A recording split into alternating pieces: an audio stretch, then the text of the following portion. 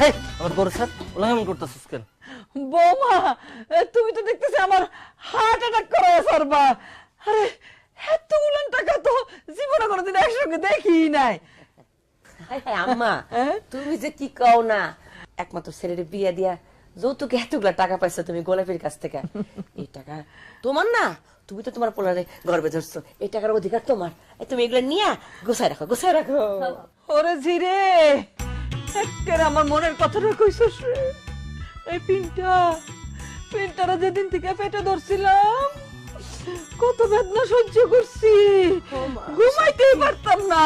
আর জন্মের পর তো তোর এই মা কোনোদিন দুই চোখের পাতা এক করতেই পারে নাই। রাইতে খালি বিছনা ভিজাইতো, আমি ঘুমাইতাম না। খালি পুতরে কইতাম, পুত তোর আমি বুকে নিয়ে থাকবো, তাও তোর যেন ঠান্ডা না লাগে। এত কষ্ট করে আমি মানুষ করছি, বড় হইছে পর এই যে পরিবারে যখন একটা ডিম, মনে করে একটা ডিম কিনতাম গোলাপি, তখন এই একটা ডিম রে এই দুই ভাগ করতাম। অর্ধেকটা দিতাম আমার ফিনটার মুখে, আর বাকি অর্ধেকটা রে কুচি কুচি টুকরা করে এই যে 5 জনে খাইতাম। এত কষ্ট করে পুতরে মানুষ করছি। আসলে তো আমার জিয়ে তো ঠিক কথাই কইছে, এটা তো আমার পুতরে বেচা মানে